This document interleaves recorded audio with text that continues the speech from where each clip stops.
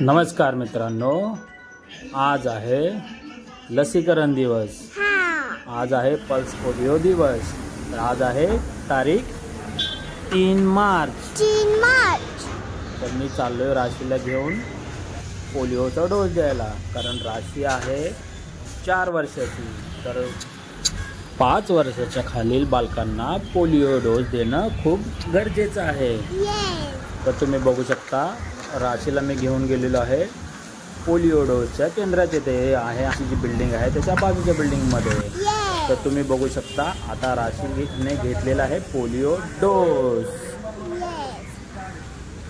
तर लवकरात लवकर जाऊन तुमच्या पण मुलांना पोलिओ डोस द्या। व्हिडिओ जर आवडला तर चॅनलला सबस्क्राईब करायला विसरू नका।